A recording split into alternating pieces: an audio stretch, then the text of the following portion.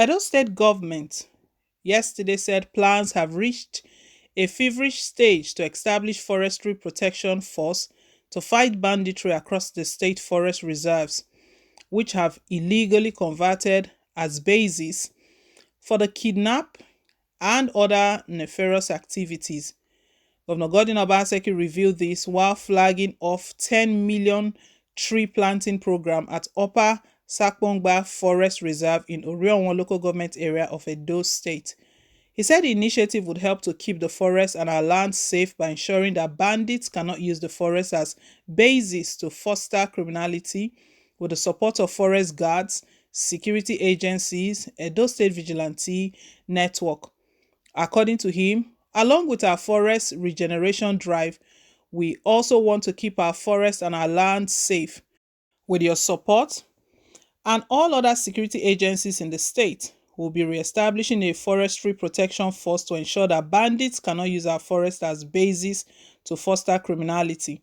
As a government which is committed to the security of lives and property of its citizens, we are determined to keep the feat, which we have already recorded in terms of security in the state, and ensure that kidnappings, armed robbery, land grabbing, and other criminal activities are reduced to the barest minimum. Our security strategy is hinged on the collaboration between the national security and the Edo State Vigilante Network so that community participation is a key driver of our security plan. Speaking on the essence of the tree planting program, Governor Baseki said due to environmental degradation arising from adverse weather conditions and threat to livelihoods, his government is collaborating with private sector and all communities to regenerate degraded and depleted forest reserves in the state for environmental sustainability.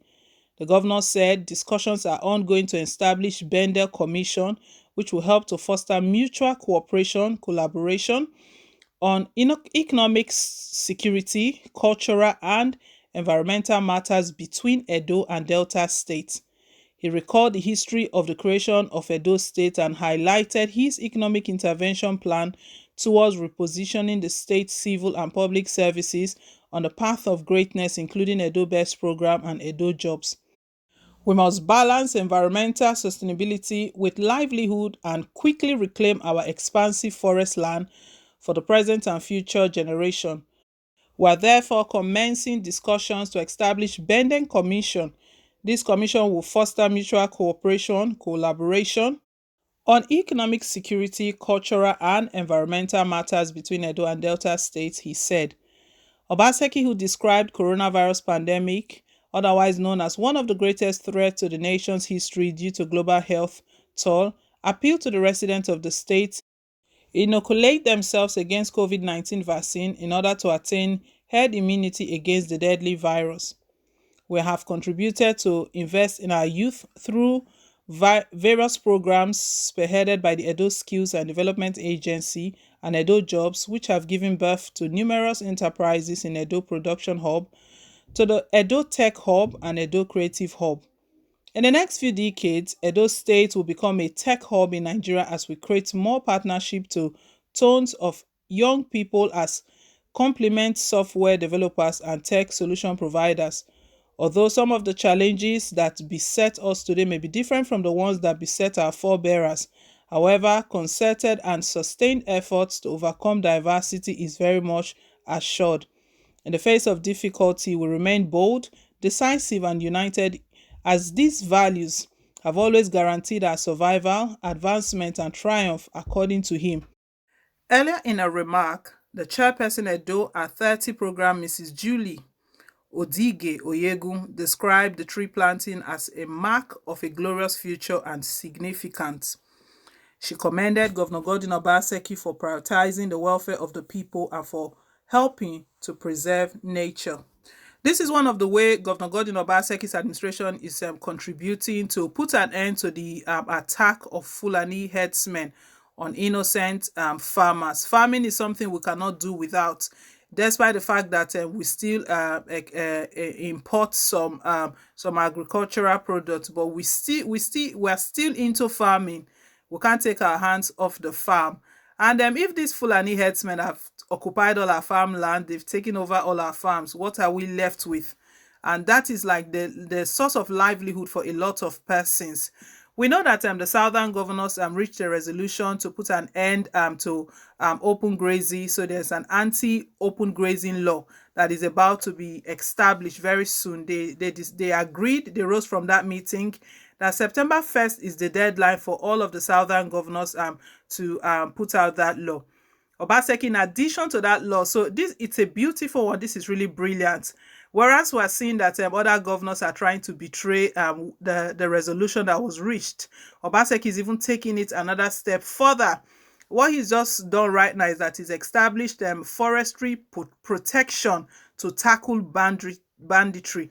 That these forests, we know very well that the forest is where these bandits they use as their hideout. A lot of persons that have recounted their ordeal or that have experienced it firsthand, they'll tell you that it's one forest. They took us into the bush. They took us into one forest.